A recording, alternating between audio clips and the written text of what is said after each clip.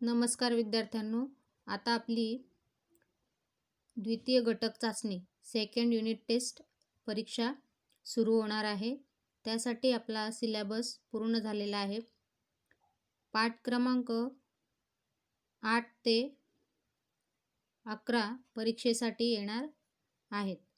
कविता क्रमांक 8 शब्दांचे घर, पाठ क्रमांक 9 वाचनाचे वेळ, पाठ क्रमांक 10 पंडिता रमाबाई, कविता क्रमांक 11 लेख कविता इत्यादी 8 ते 11 धडे व कविता परीक्षेसाठी आपल्याला येणार आहेत. त्यासाठी आपण यापूर्वीच्या व्हिडिओमध्ये सविस्तरमध्ये अभ्यासलेले आहे. रिव्हिजनसाठी आता आपण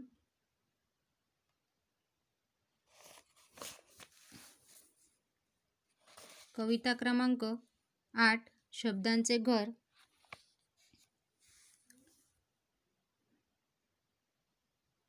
विद्यार्थी मित्रांनो, या ठिकाणी शब्दांचे घर ह्या कवितेचे कवी आहेत कल्याण इनामदार. हा प्रश्न तुम्हाला पाठांतर करायचा आहे. त्यानंतर कविता पूर्ण पाठांतर करून कवितेच्या ओळी पूर्ण करा असा एक क्वेश्चन असतो बघा. कविता पूर्ण पाठांतर केल्यानंतर तुम्हाला हा प्रश्न सोडवणे सहज सोपे जाणार आहे. प्रश्न पहिला, शब्दांचे घर या कवितेचे कवी कोण? उत्तर कल्याण इनामदार. प्रश्न दुसरा, कविता पाठांतर करणे. त्यानंतर प्रश्न तिसरा, कोण ते लिहा. या ठिकाणी प्रश्न पहिला दिलेला आहे स्वाध्यायामधील, कोण ते लिहा, परंतु प्रश्न पहिला कट करून प्रश्न तिसरा येणार आहे आपला अभ्यासासाठी, रिव्हिजनसाठी. शब्दांच्या घरात राहणारे. उत्तर स्वर. घरात एकोप्याने खेळणारे. उत्तर सगळे अक्षर. अवतीभोवती झिरपणारे. उत्तर गाणे. त्यानंतर प्रश्न चौथा असेल हा, दुसरा कट करून कवितेच्या खालील ओळी पूर्ण करा. हा प्रश्न विद्यार्थी मित्रांनो कविता पाठांतर असेल तर आपल्याला हा प्रश्न सहज सोडवता येतो. घरात होता डॅश डॅश डॅश डॅश अक्षर खेळ. घरात होता काना मात्रा वेलांटींचा मेळ. एकोप्याने खेळायचे सगळे अक्षर खेळ. दुसरी रिकामी जागा, एखाद्याची डॅश डॅश डॅश डॅश भान. उत्तर धुसफूस सुद्धा हवी हवीशी छान. प्रत्येकाला अर्थ वेगळा सुखदुःखाचे भान. तिसरा, कानोकानी डॅश डॅश डॅश डॅश कवितेचाही लळा. उत्तर कुजबुजताना अंकुर मन कोवळा. वाट मोकळी होऊन लागे कवितेचाही लळा.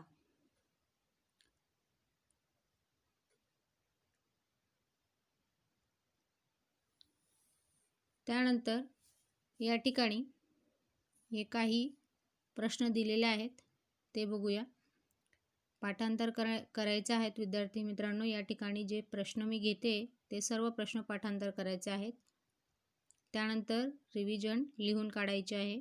भाषा कोणकोणत्या असतात? उत्तर भाषा मराठी, इंग्रजी, हिंदी, अहिराणी, गुजराती अशा अनेक प्रकारच्या भाषा असतात. दुसरा प्रश्न, शब्दांचे घर या कवितेचे कवी कोण? उत्तर शब्दांचे घर या कवितेचे कवी कल्याण इनामदार. प्रश्न तिसरा, भाषेमुळे, शब्दांमुळे दैनंदिन व्यवहारात कोणते फायदे होतात? उत्तर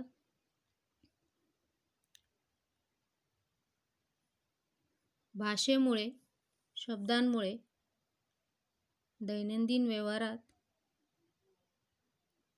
भाषेद्वारा आपण आपले विचार सुखदुःख व्यक्त करतो.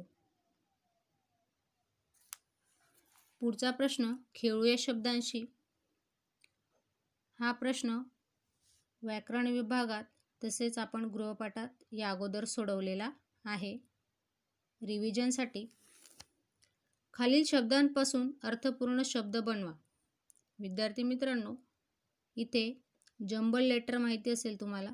शब्दांची जागा, अक्षरांची जागा उलटसुलट केलेली असते. त्याचा अर्थ जोडून एक अर्थपूर्ण शब्द आपल्याला या ठिकाणी तयार करायचा असतो.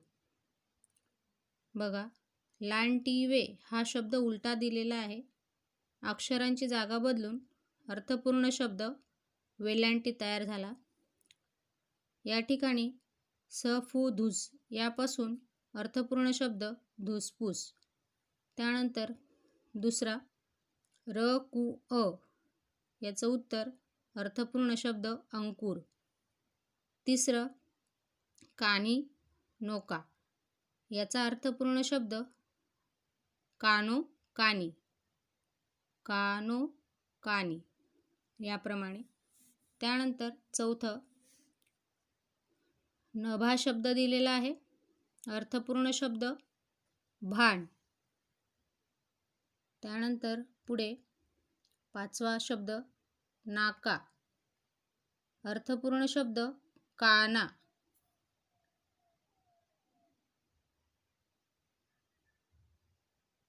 सहावं रस्व याचा अर्थपूर्ण शब्द स्वर.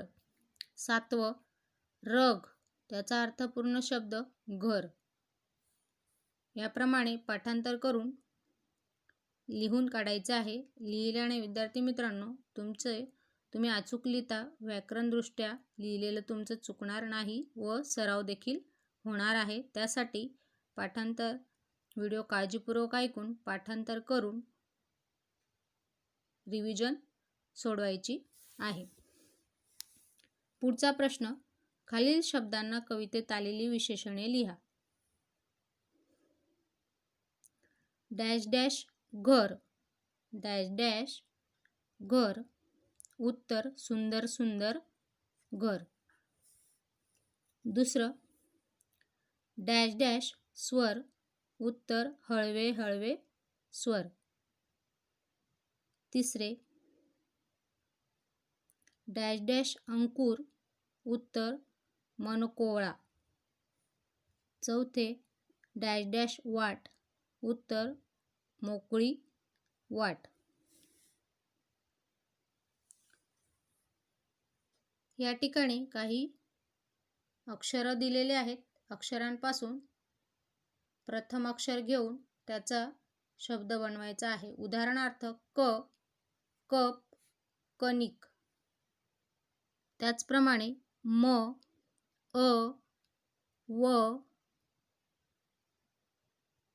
म भा या शब्दांपासून या अक्षरांपासून तुम्हाला शब्द तयार करायचे आहेत. याप्रमाणे.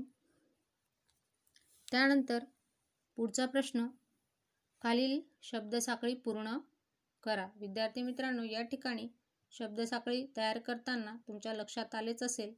सुनीता शेवटचा शब्द घ्यायचा आहे. त्यानंतर अर्थपूर्ण शब्द तयार करायचा आहे.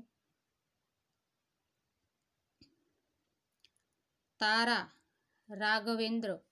द्रव वजन शेवटचा शब्द अक्षर घेऊन अर्थपूर्ण शब्द या ठिकाणी तयार केलेला आहे. नमन नयन.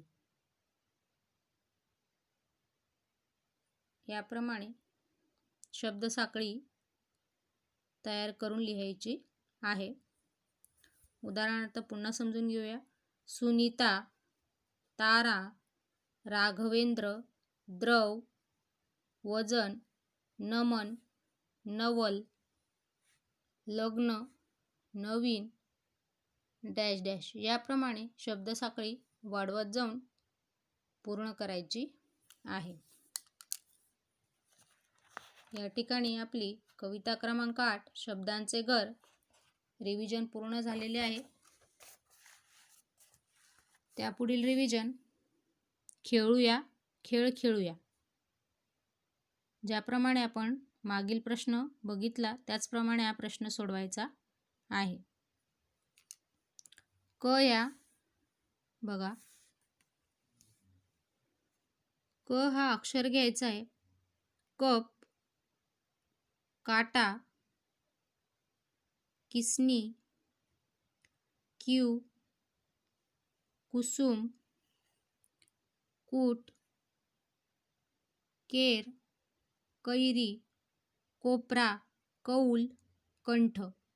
विद्यार्थी मित्रांनो, या ठिकाणी तुमच्या लक्षात आलं असेल इथे वेलांटीचा फरक आहे. वेलांटी कानामात्रा. सर्वप्रथम क, कला काना का, क ला पहिली वेलांटी, क ला दुसरी वेलांटी, क ला पहिला उकार, क ला दुसरा उकार, क वर एक मात्रा, क वर दोन मात्रे, क ला कानाने एक मात्रा, क ला कानाने दोन मात्रे, क वर अनुस्वार कंप. याप्रमाणे मग तुम्हाला हा प्रश्न सोडवायचा आहे. स नंतर बॉक्स दिलेला आहे. सला कणा घ्यायचा.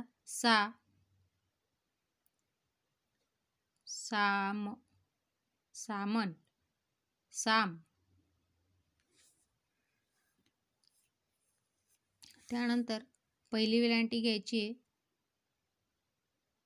नंतर दुसरी वेलांटी येईल. इथं पहिला उकाराचा एक शब्द तयार होईल, सूप. त्यानंतर स वर एक मात्रा, स वर दोन मात्रा, सला कानाने एक मात्रा, स वर सला कानाने दोन मात्रा, स वर अनुस्वार. याप्रमाणे हा प्रश्न सोडवून आकृती याप्रमाणेच काढायची आहे विद्यार्थ्यांनो. अधिक चांगल्या प्रकारे सराव होईल. त्यानंतर सर्वांचा आवडीचा प्रश्न. चौकट दिलेला आहे, काही शब्द दिलेले आहे, शब्दयोगी अव्यय लपलेले आहेत, ती शोधून आपल्याला या ठिकाणी या जागेत लिहायचे आहेत. बघा, उदाहरणार्थ साठी, सह, खाली, गेली.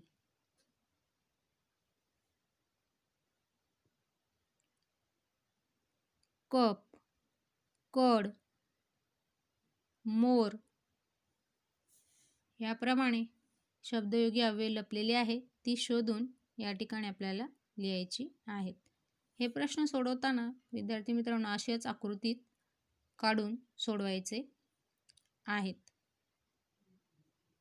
त्यानंतर आता पुढच्या पाठाचे रिव्हिजन बघूया आपण. वाचनाचे वेळ. विद्यार्थ्यांनो, विरामचिन्हांचा वापर करून वाचा म्हटलेला आहे. हा परिच्छेद बघा या ठिकाणी. विरामचिन्हांचा वापर करून परिच्छेद सुवाच्य अक्षरात पुन्हा लिहा. हा प्रश्न सोडवताना काही विरामचिन्हांचा उपयोग या ठिकाणी करायचा आहे. विरामचिन्ह म्हणजे काय? प्रश्नचिन्ह, स्वल्पविराम, काना, मात्रा, वेलांटी, प्रश्नचिन्ह, उद्गारवाचक चिन्ह, संयोग चिन्ह. चिन्हांचा उपयोग यापूर्वी मी तुम्हाला शिकवलेलाच आहे. हा उतारा लिहून वाचून सोडवायचा आहे. त्यानंतर पुढे वाचनाचे वेळ. ह्या पाठातून आपल्याला सविस्तर आपण अभ्यासलेलेच होते. आशा पाटील यांनी हा पाठ लिहिलेला आहे. त्यांचे लेखन विविध वृत्तपत्रे व मासिकातून प्रसिद्ध आहेत. या पाठात सांगितलेला प्रसंग, सोनाली नावाची मुलगी आहे. तिला वाचनाचे आवड निर्माण करण्यासाठी तिच्या परिवारातील लोकांनी व तिच्या आईने तिला प्रोत्साहन दिलेले आहे. असे अवांतर वाचनाचे महत्त्व तिच्या आईने तिला पटवून सांगितलेले आहे. आपण या पाठातून ते अभ्यासले.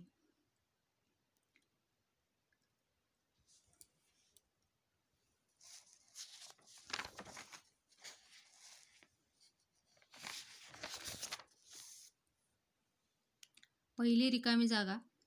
आजकालच्या मुलांना डॅश डॅश म्हणजे कंटाळवाणी गोष्ट वाटते. उत्तर, वाचन. आपल्या अभ्यासाशिवाय दररोज किमान 2 पाने डॅश डॅश वाचावीत. उत्तर, अवांतर.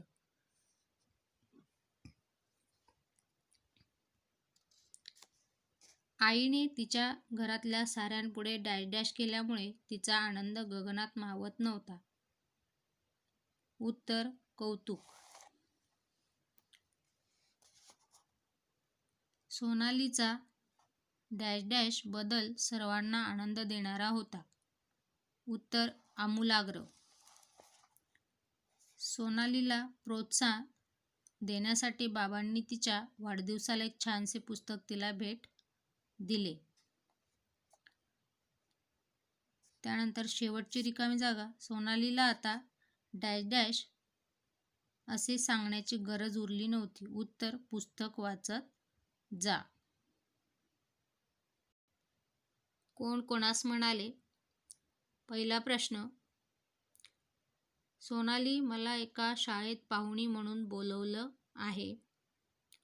उत्तर आई सोनालीला म्हणाली.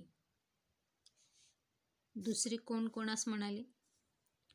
आपण सर्वांना मदत केली पाहिजे. उत्तर सोनाली स्वतःशी म्हणाली. तिसरं कोण कोणास म्हणाले. मी पुन्हा एकदा पुस्तक वाचते. उत्तर सोनाली आईला म्हणाली. त्यानंतर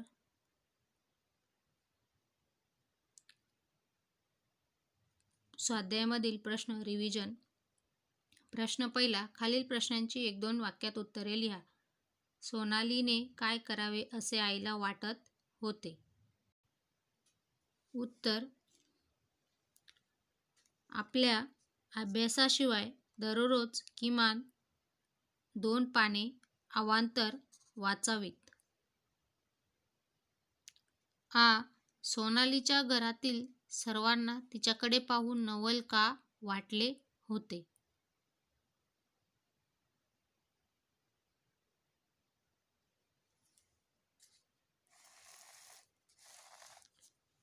उत्तर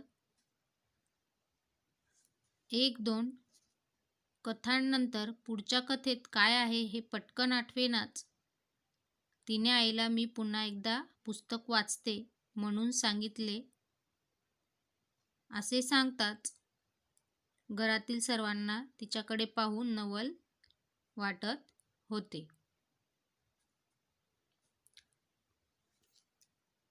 ई. सोनालीला प्रोत्साहन देण्यासाठी तिच्या बाबांनी काय केले.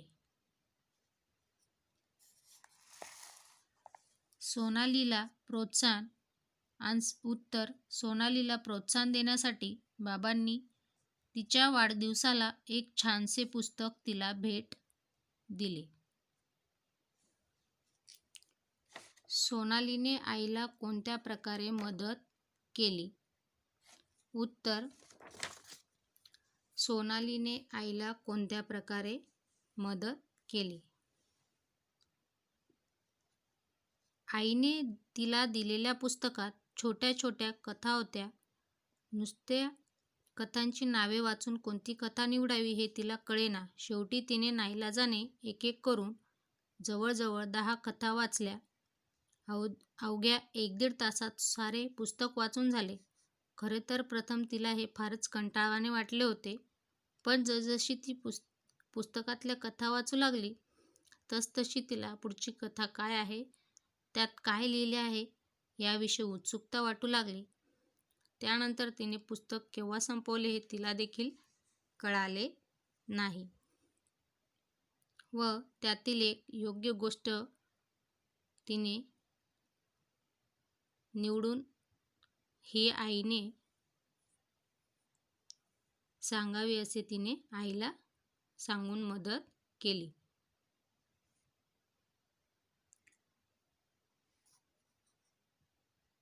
प्रश्न दुसरा. खालील घटनांमागील कारणे लिहा. अ. अभ्यासाबरोबरच तुम्हाला प्रश्न तिसरा. खालील आकृती पूर्ण करा. मुलांचे अवांतर वाचनाव्यतिरिक्त मैत्री असणारे घटक. टी व्ही पाहणे, खेळणे, संगणक हाताळणे, व्हिडिओ गेम्स खेळणे. प्रश्न 4, अभ्यासाबरोबरच तुम्हाला इतर कोणत्या गोष्टी करायला आवडतात ते लिहा. उत्तर: पुस्तक वाचन करणे, गाणे गोष्टी लिहिणे, खेळणे, पोहणे, चेंडू फळी, झाडे लावणे, स्वच्छता करणे.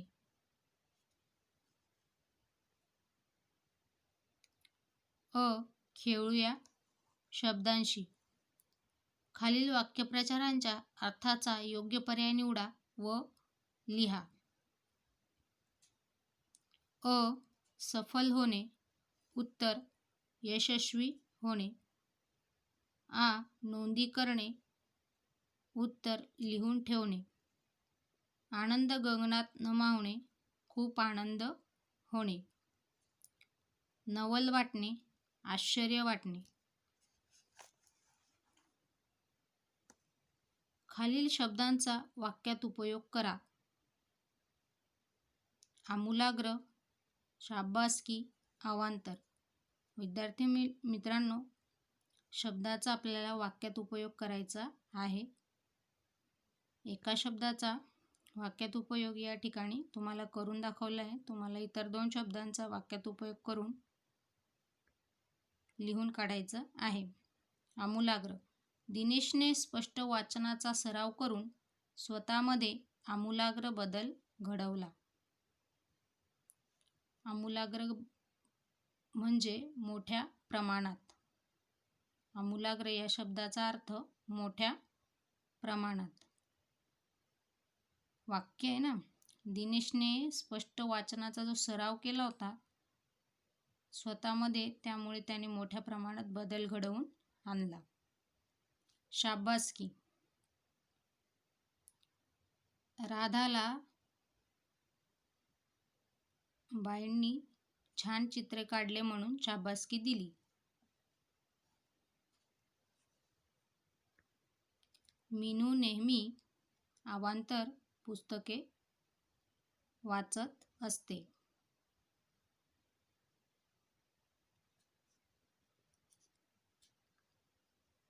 खालील शब्दांचे समानार्थी शब्द चौकटीतून शोधून लिहा.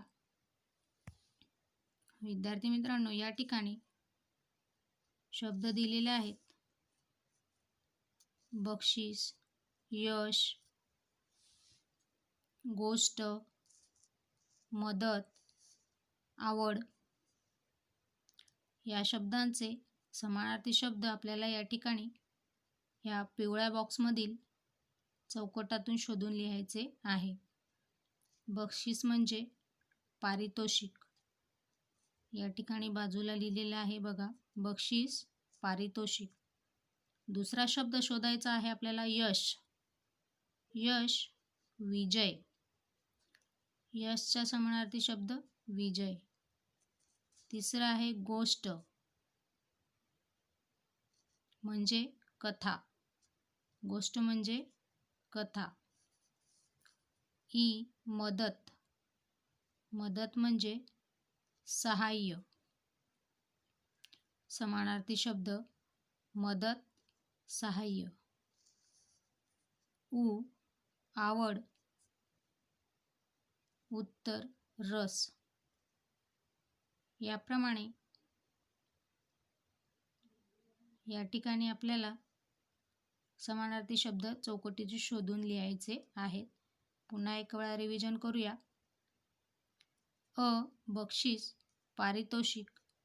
आ. यश, विजय. ई. गोष्ट, कथा. मदत, सहाय्य. आवड, रस. त्यानंतर ई प्रश्न. हात व हस्त हे एकाच अर्थाचे शब्द आहेत. खालील शब्द वाचूया, त्यांचे अर्थ आपण या ठिकाणी समजून घेऊया. हस्तकला, हाताने तयार केलेली कला.